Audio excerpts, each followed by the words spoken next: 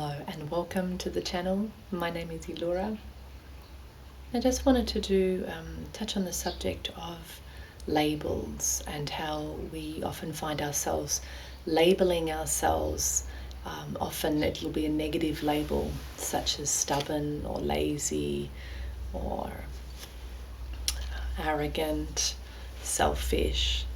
And while you may have, or I may have, a lot of evidence that makes you see cause to keep that label, I may keep that label for years about yourself. I mean, how many labels do you have that you've put on yourself and also other people, those that you love closest to you, but also the greater world and the world itself. So just reflect for a moment on the labels that you just label yourself.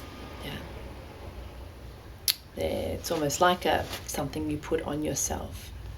And I just wanted to take a moment to look at the mechanics behind labels and what perhaps a label really is. And it's not, let's look at the one of stubbornness. A lot of people relate to stubbornness, that they're stubborn. And stubbornness can cause people to really punish themselves as well. So all of these labels, what they do, no matter what they are, whether it's pride or laziness or stubbornness or, like I said, selfishness, arrogance, all of these labels, what they do, good and bad, good labels as well, they give us cause and give us reason to punish ourselves. I'm stubborn, so I'm going to punish myself when I feel that, when I feel the weight of that, when I feel how that hurts me, when I see evidence that it's hurting others, I'm going to punish myself. And what that punishment does is it locks that stubbornness in even deeper. So you start to accumulate the tension. So stubbornness is tension. You know what a bull's like, putting his feet into the ground and refusing to move. He's stubborn as a bull. That's saying stubborn as a bull. And so if you go through that process time and time again, you feel the label come up and you punish yourself for being like that, for being that label, and then you punish yourself and you push that, you accrue more tension, more stress around that. And if you can imagine that done over and over and over and over like a machine, over and over and over again, those mechanics, what that does is that it pushes in and it pushes all of that into our bodies, into our organs, into our skin, into our energy body. It puts it into our mind field especially. And so what all these labels really are is just the accruement of many of the same frequencies of those contractions, of those repeated patterns of tension, of locking in and accruing, accumulating, more of that tension. More of that tension. So stubbornness in its pure form really is just a contraction, a constriction. But we put the label on it that it's stubbornness. And then, of course, on top of that label, there's all these kind of implications, these things that we think we are then, or what we're not. And so we start to build on that label becomes, to say it is like a label, that label becomes another accumulation of beliefs, thoughts, things that you think you are. And these turn into stories and narratives that we tell ourselves, that we tell other people, we advertise it to ourselves and other people in the world until we get like a reputation and other people, which is when all that tension and those self-punitive stories come back on us, and other people are also now reflecting it. So it's gotten so strong that other people, we've given them cause to reflect that back to us. So it's become our reputation. So then all we see at that point is the label, rather than what it actually is. What are the actual core ingredients? What are the actual mechanics? What's actually going on? Let's shed some light on this so we don't have to carry around these labels, which are actually what are doing the damage. It's not this stubbornness or this idea of, who we are that's the problem. Yeah, it's the actual label that's the problem. And when we're caught in a self-punitive state, often we don't want to hear that. We just want to beat ourselves up, and by doing that we hurt other people too. So remember that all these labels, what they really are is the accumulation of many contractions, of many constrictions that become patterns over time, through repetition over time. And what those restrictions eventually become they're dense, they're heavy, and we develop aversion to them. We may even develop a craving for them, if we want to punish ourselves.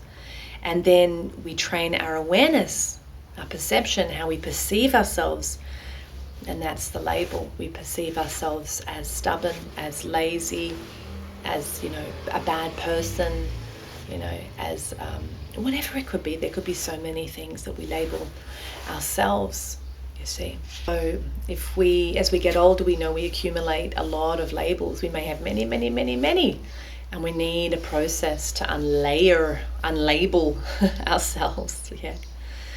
And because a label is a fixed state, but we know when we look at reality as it is, that nothing is fixed, nothing is static, nothing is still.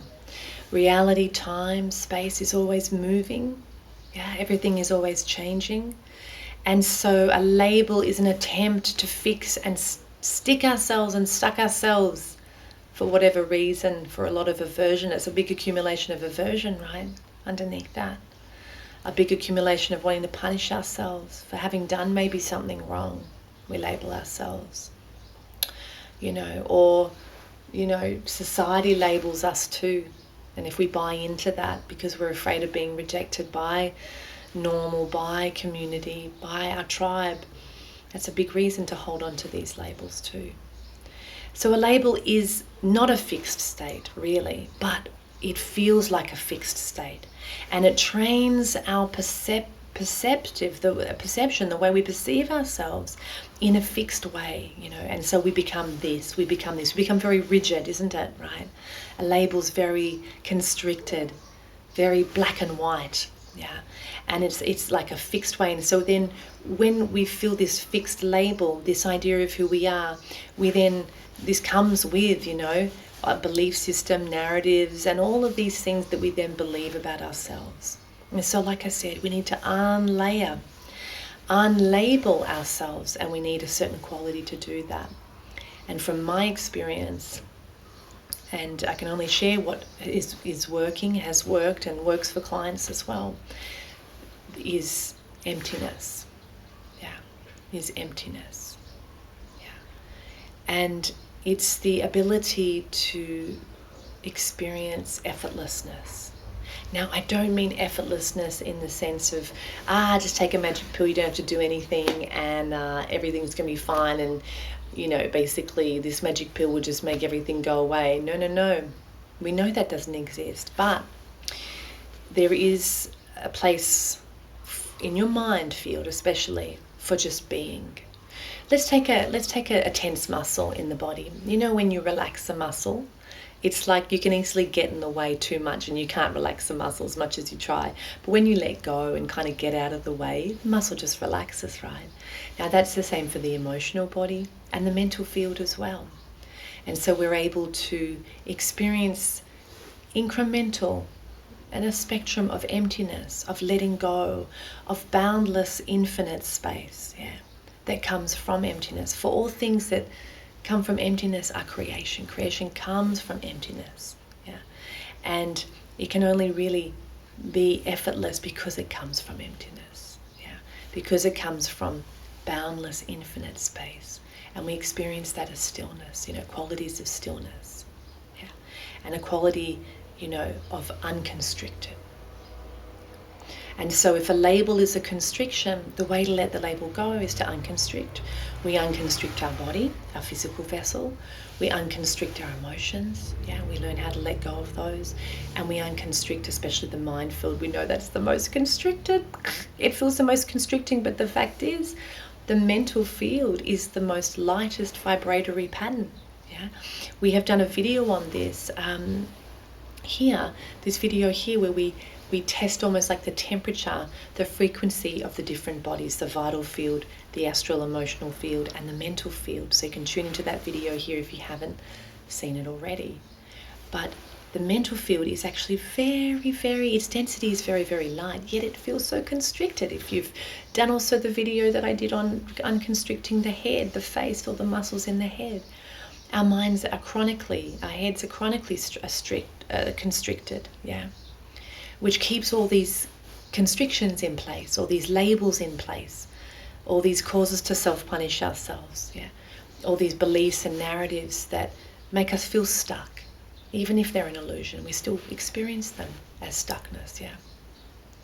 And so engaging in the qualities of stillness, of effortlessness, which really is, and these words, I admit, these words are not helpful sometimes. They're not helpful sometimes because they're often shrouded in mystery, but at the Sacred Gates we don't want mystery. We want people to be able to understand the mechanics. We want real results. You want to be able to grow and change and evolve and ascend in this life if you can, or get close to it as you can, so your next life you can even more. And so we don't want things just to be mysterious, right? It's so unhelpful. And so I'm going to be doing some videos soon that are going to help you to understand, hopefully, what emptiness means, what boundless infinite space means. But for right now, it's super important that in order to even get a little bit of space from these labels, because when you are stuck and bound in them and you don't know any different, it's even hard to listen to a video like this and think that there's anything better for you, or that you can change, or that you're able to understand beyond the label. It can feel fixed, you feel constricted. So let's just focus on unconstricting. And unconstricting, as I said, can be as natural as just unconstricting a muscle. So you're looking for that soft, light feeling of unconstriction. And so this is what allows that resistance that the label is, that pattern of constriction, to be let go of, to be dissolved, to be released, and to go over time. And it can be a lot faster than you think. It certainly will be let go of a hell of a lot faster than how long it took us to accumulate these labels, yeah? If you think how old you are, how these patterns, how constricted and dense these patterns are, that they've become a label. Well, when you start to dissolve them, they go a lot faster. They really do. And so we'll be looking at a lot more in the next few videos at unconstricting, a lot at the mental field, so that you're able to let go of these labels that hurt you, yeah, that hurt you. And as much evidence as you have, yeah, constriction always hurts us, and it hurts people around us. And when we learn how to unconstrict, we learn how to trust in softness, in the quality of yin. We learn how to experience effortless will and soften and experience the power, the power of effortlessness and of being. And a lot of these words that we've heard a lot that have almost been ruined by the new age, but when you actually experience the qualities of this, then it really changes everything for you, yeah.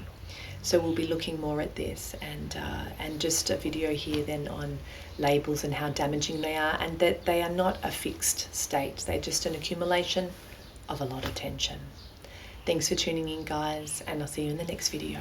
Bye-bye.